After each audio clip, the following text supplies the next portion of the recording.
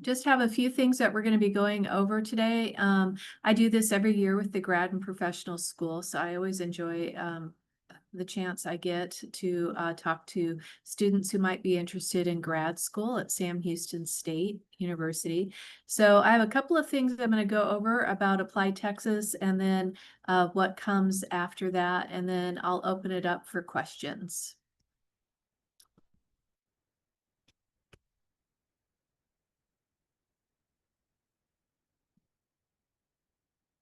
Okay.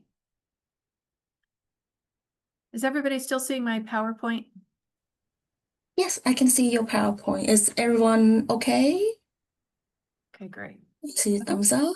All right.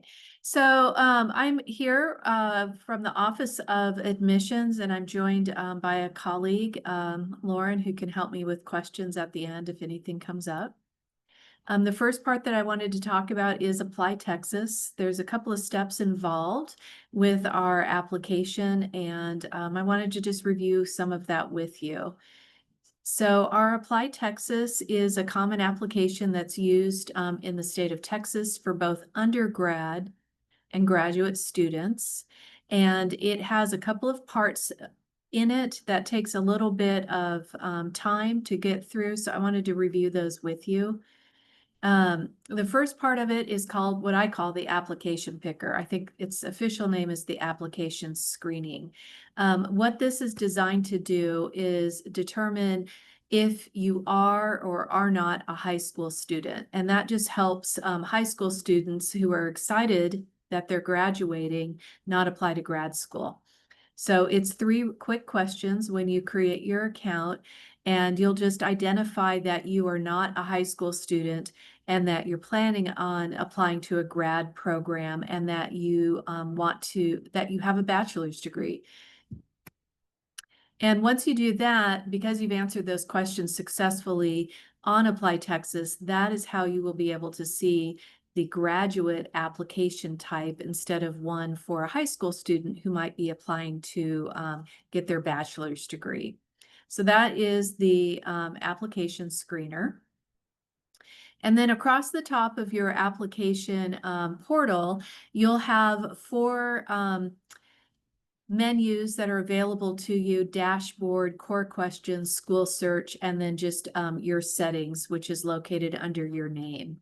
And you'll go through each of those things, except for maybe your name, to complete the application that we would want to receive from you to get you started on your journey as a grad student. So the core questions are extensive, and that's the second part of Apply Texas. It's designed so that you can log in and log out and complete these on your time whenever you wish. I put a screenshot of the 6 parts to the common core questions that are asked for a domestic graduate student. International students will have some additional questions about visa and residency that domestic students wouldn't necessarily need to answer. So each of these 6 parts that you see in the application are going to consist of, 10, 15 questions with each of those 6 component parts for the core questions. I brought up the education and testing part of the core questions. I think this is one that people like to take a look at. So after you've input your information about yourself, which is always your name and address and date of birth, you'll also input information about your household, and then you're going to be answering some questions about your education. This allows us to determine what your education background is, where you got your bachelor's degree, if you've been attending a community college or another university. We want to know all of that information so that when it comes time for you to submit your application, we will know which transcripts you'll need to submit to Sam Houston. So the current or most recent high school is designed as part of, I know people are always wondering, I'm a grad student, why am I answering questions about my high school? And that is because that helps us determine your residency for the purpose of tuition and fees. So anytime you input a school, You can search for the name of it. I always recommend typing in the city.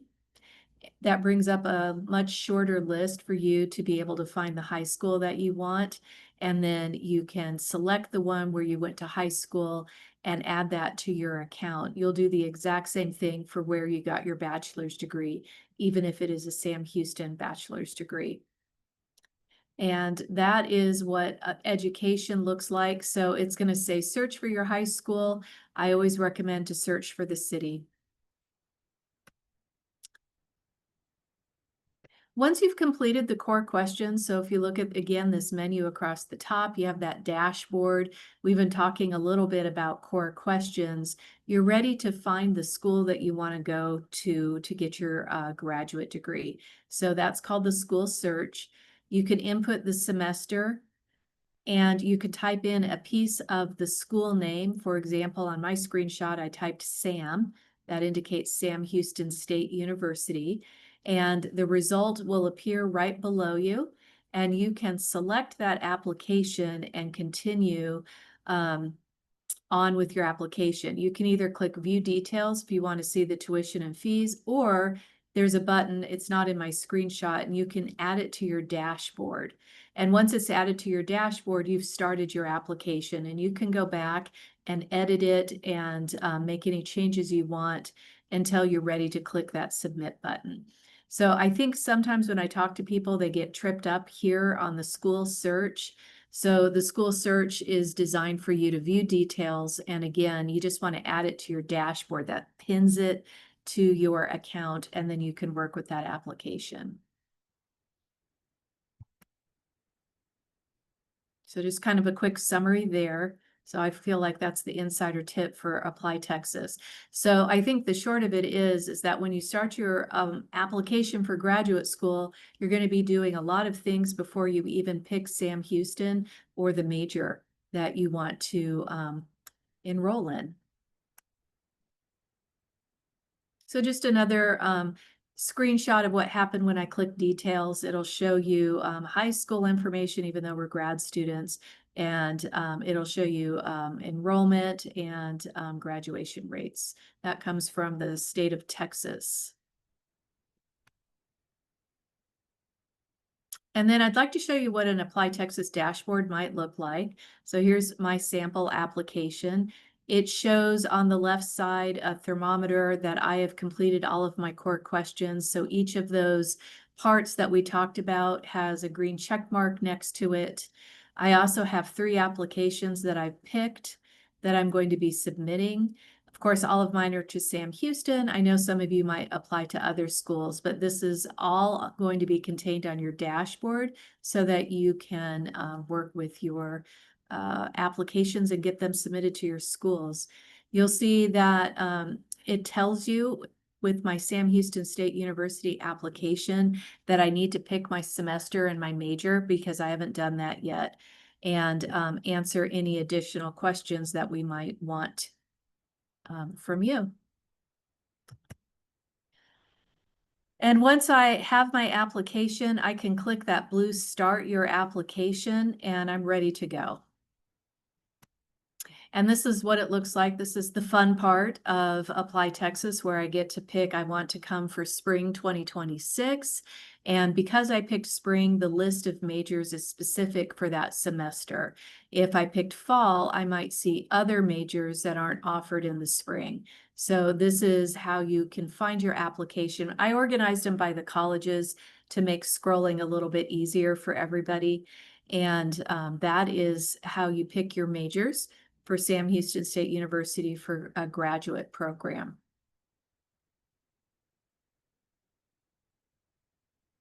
So the next part is what happens next. So when you complete your application on Apply Texas, you'll click a Submit button and you're done. So that application will arrive in our offices. Lauren picks those up every morning and verifies all of that data and gets you started with your application on the Sam Houston side of things.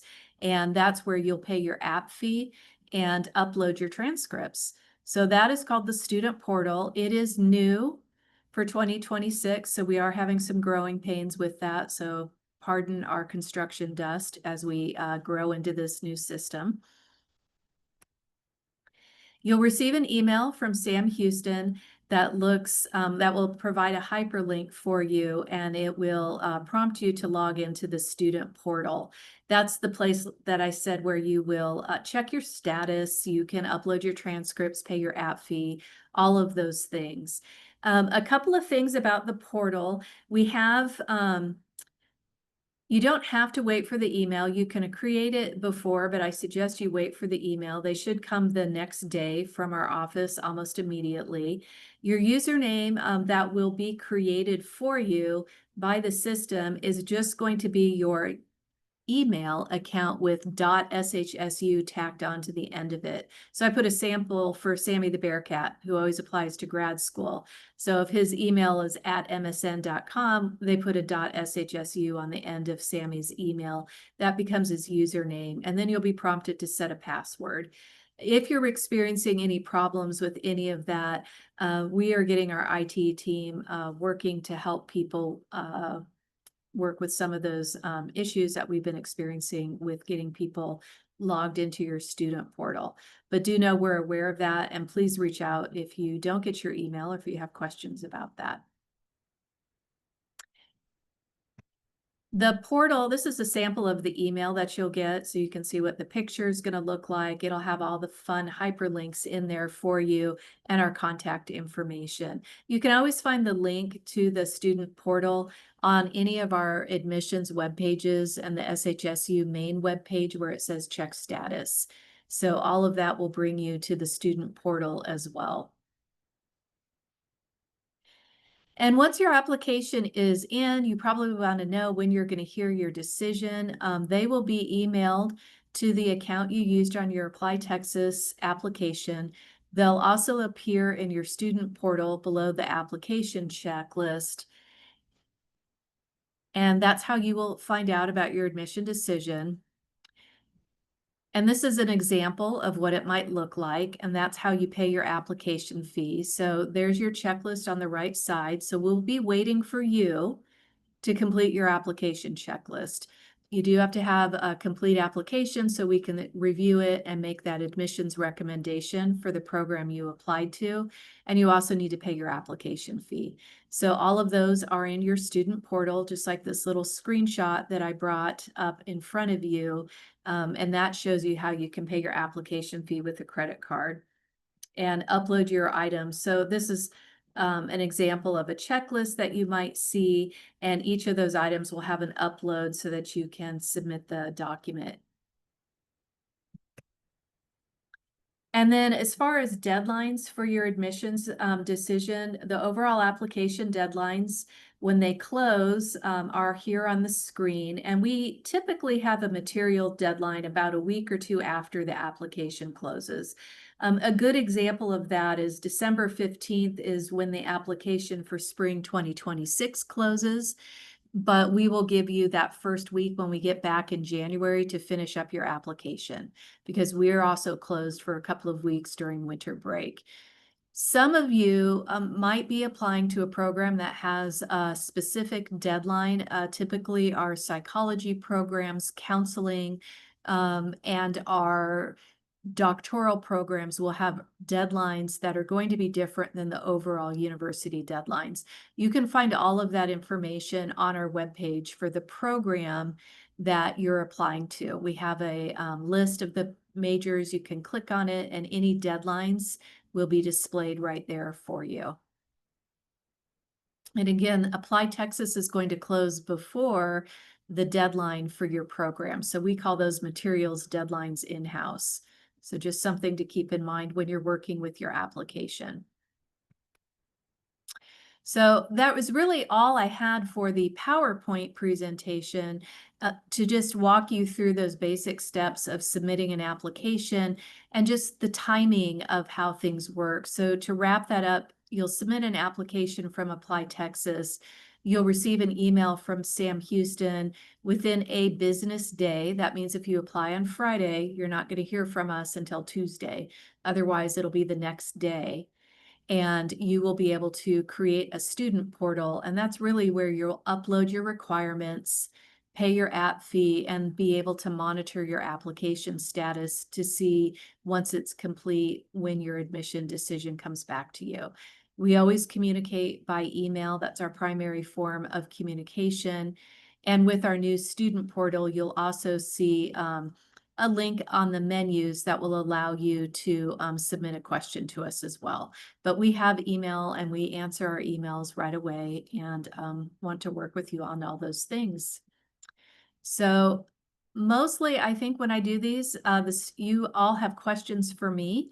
So I will open it up for questions. If you want to put those in your chat, I can look through that, and Lauren and I will respond to any questions you might have. While we wait for questions to roll in, if you guys have any, please put them in the chat. I do have some questions that have been submitted prior, but I see a few questions, so let's just All start right. with the chat.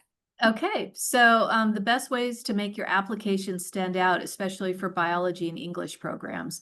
For biology, you will want to reach out to the professor in whose lab you want to work.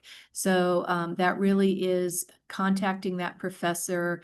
If you're able to meet with them during their office hours and find out a little bit about their research and where you might be able to work with that professor in their lab. So they do require that you contact them. So that's the best way for biology to make your application stand out.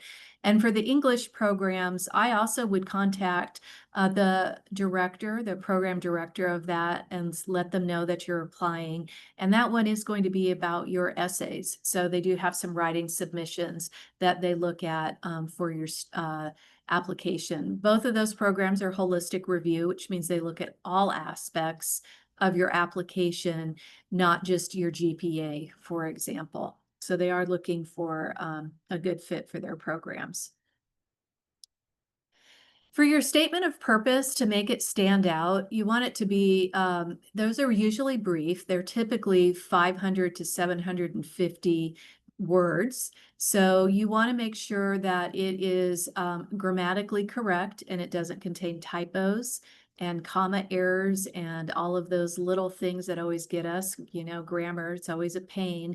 And make sure that you've organized your thoughts correctly. You want to have a statement of your goals and objectives on why you're pursuing the program and what you plan to do with it. So that's what people are looking for when they read your statement of purpose. And specifically for psychology, that would be the same holds true for that as well. I see the next question we have is fee waivers.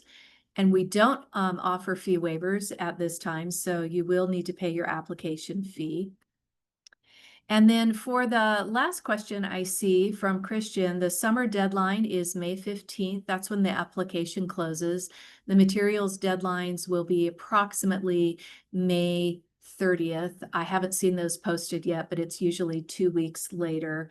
And in the MBA, you don't need to contact that college or that program. That's more of a professional program. So that is one where they're going to be looking at your application, GPA, and the classes that you've taken as an undergrad. So they'll want to see if you have a bachelor's of business administration or if you don't. If you don't have a BBA, then you'll be taking some STEM classes. They're kind of like business leveling classes is the way I think of them.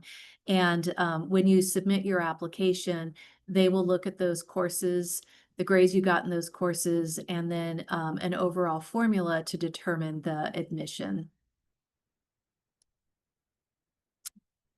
And yes, if you're graduating, I see now from CASET, yes, anybody can get a BBA. You'll just be taking some STEM classes first before you start into the BBA classes themselves. They do a rolling admission. So as soon as your application is submitted and complete, they will review it for admission and you'll hear from them pretty quickly.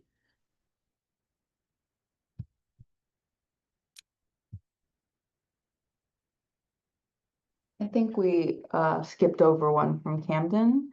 Oh, thank you. Yes. So the differences between thesis and non-thesis, I will say, at the time of application and at the time of admission, everybody is admitted as non-thesis for clinical psychology. And then later on down the line, if you want to explore thesis, that's something that you can speak to the program about. Oh, we have somebody from Kenya. That's exciting.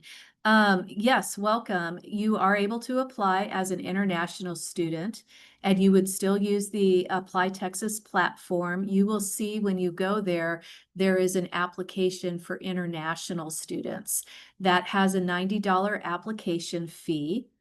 And you will submit your application there. Once we receive it, on your checklist, you will supply your English language scores. Those can be either TOEFL or IELTS or Duolingo. I think those are everything, right, Lauren? And then you will need to provide us, we call it a transcript evaluation. So that is taking your international bachelor's degree and having it converted to US equivalencies, so we can see how many credit hours you've had and just a general idea of your overall grade point average. So those are the big things for international students. Otherwise, the requirements are the same.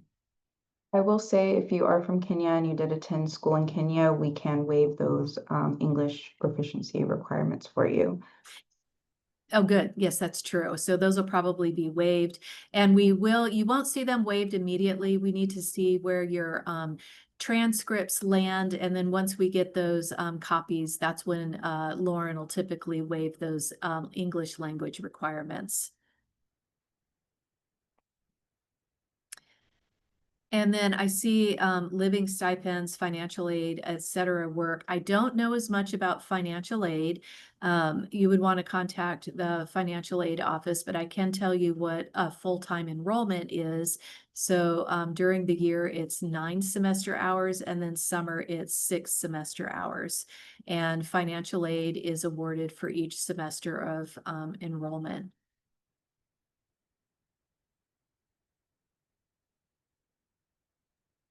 So I have a question from a student that submitted before. So it's for undergraduate transfer student, what part of the GPA is considered when determining admission? Is it the institution GPA or overall GPA? We utilize an institution GPA at Sam Houston.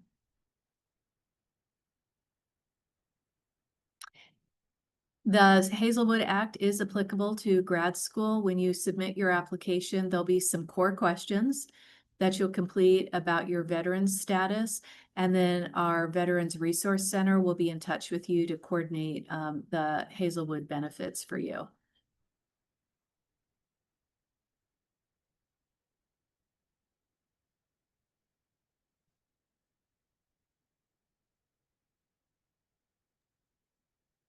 I guess.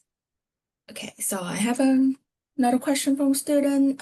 So when should I start my applications? If my resume is empty, should I take a year to build it up and then apply to grad school? That is the question. That is a good question. I think that choice is entirely up to you. You don't need to have a full and exciting resume to be a grad student. They really are just looking to see what kind of work that you might have had as an undergrad student. Everybody understands that you were an undergrad student getting your bachelor's degree, so nobody's looking for a full resume, but you don't need to wait a year to go to grad school. That's really a choice that you need to decide for yourself. Another one is if I apply for the summer deadline, then would that mean that I will start classes in the next fall semester, or is that for That's a summer classes? really good question. You will start in summer. So our May 15th is the absolute last deadline for summer when Apply Texas closes. And classes will start at the end of May for summer 1. And we do have some summer 2 enrollments as well. So typically, though, you would be starting June 1st. More or less. Give it a day or two. But we have our academic calendars posted and you can look at those deadlines. And as far as when you should submit your application, I'm a planner, so I would want my application in and my decision as soon as possible.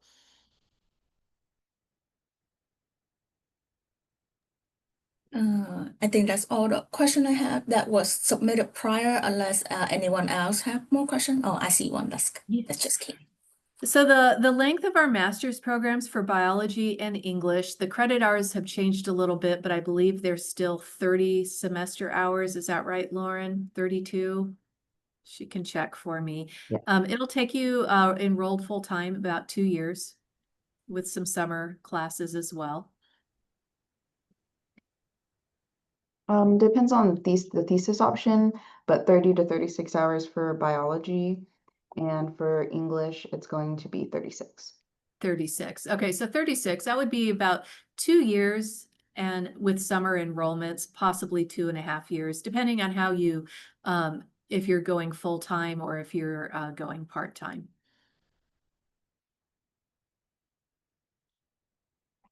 International students are considered for the same scholarships as domestic students. They are a little bit different at Sam Houston in that we don't have centralized scholarships. So those are awarded from within the departments, and each of the programs manages their scholarships themselves. So you would want to look at that department for the scholarship in psychology to see what the criteria are. Our overall deadlines for scholarships comes in March. So for those of you that are applying for those fall cohort type of programs like psychology, you'll definitely have earlier deadlines than what we've been talking about, and you will hear from those programs in time for those scholarship deadlines. So here's a good question from Eva. Can biology and English be pursued at the same time? They cannot. We allow students to pursue one master's degree at the same time. I'm also excited that we have somebody who's interested in both biology and English. What a great mind. But you'll need to decide which one you want to do and complete that before you'd start the other. I think we skipped over a question from Laura. She asked, where do I find the deadline for each of the degrees? The deadline for the degrees will be on the Sam Houston webpage, and you can go to degrees, and it's a drop-down list, and you'll find all of the list of applications. They're just listed there alphabetically. I'm being sort of vague about that because we are going to be having a web facelift, I guess you could call it, in about 2 weeks. So I'm not exactly sure where it will land, but if on the main Sam Houston webpage, you will see a list, a menu for majors, and you'll be able to find everything there. There's always a link for the catalog as well. They're always on the main customer-facing website for you to find the degree program that you're interested in with all of the information will be easily available with just a mouse click.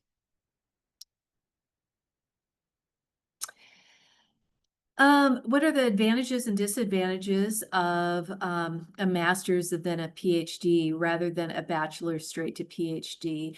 There aren't any advantages or disadvantages to either. It really depends on the university you're applying to and the program you might be interested in. Some students start in with their PhD and then decide that it's not for them, and they will stop out with a master's degree.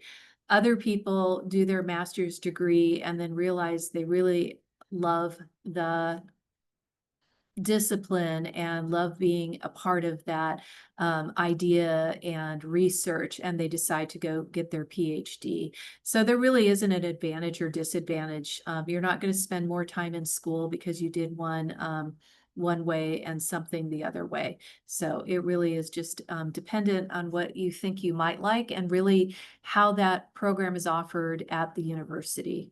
You know, we have both at Sam Houston. Some of our PhDs require a master's degree, and others allow you to go straight in with the bachelor's.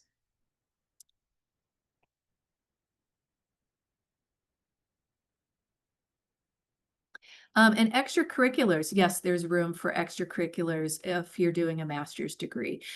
You will have, when you're enrolled, you'll have classes will be on a schedule for you, and then you'll be able to, once you have your classes and you're enrolled, and you can kind of see what your day is shaping up to be like, what you'll have time for and what you won't have time for. A lot of our classes might be in the later afternoon, in the evening, and with typically, I always tell people when you're in your master's degree, there's a lot more reading. So although a full-time student is 9 semester hours, you're doing a lot more independent work and a lot more reading, and definitely some writing as well. So it'll just depend on which semester you are with your classes as well.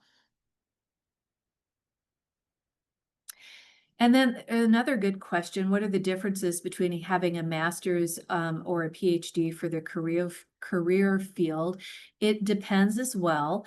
There are certain careers where it is going to be advantageous to have a PhD. For example, if you're interested in being a university professor, if you wanted to become a professor and move along the career track, you will need to have a PhD. If you have a master's degree, you can be a lecturer, but you wouldn't be moving into a tenure track type of professor position. If you're going into a research heavy field, you might find that you'll need a PhD for that extra research and for the opportunity to work with other professors in a lab or research type of situation. On the other hand, a master's degree might be all that you need. If you're going into accounting and you want to work in an accounting field, you probably will be doing great with your master's in accounting. So master's is more curriculum focused, while PhD is more research focused. Typically, I would say yes, but it depends again on the PhD program. And yes, but typically your master's is going to be primarily your coursework, and you'll be doing a thesis at the end of that. Versus a PhD, you're going to do a research defense of some work that you've been doing over a long period of time. So yeah, that is a good way to summarize the difference between a PhD and a master's. So with the PhD, once you have your idea of research, you're going to study it, and you'll have a committee that will advise you through that research and the writing of that thesis, and defending it against the committee, who will ask you lots of questions. So it's a more arduous process.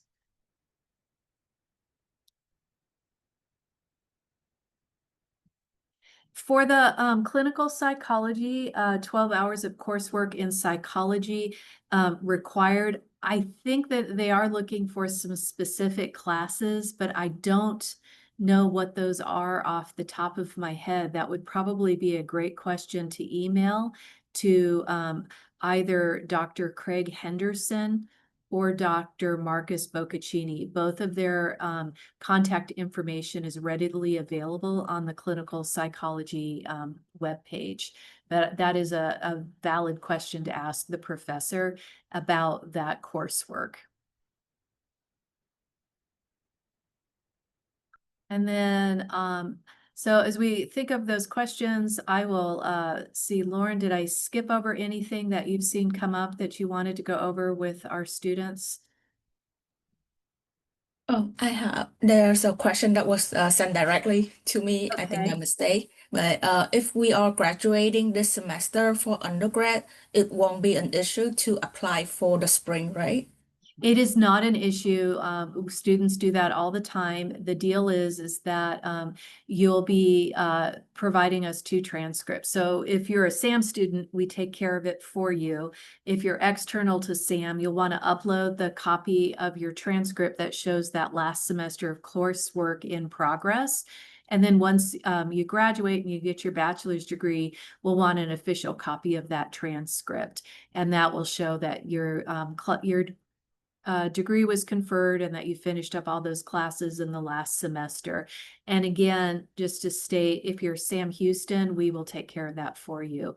You will see that on your account as a transcript hold that ensures that you can enroll for classes, but we do need to get that final transcript from the students who are external to Sam Houston. But people do that all the time. It's a fast turnaround, but the university registrars always get it done for us, so not a problem with that.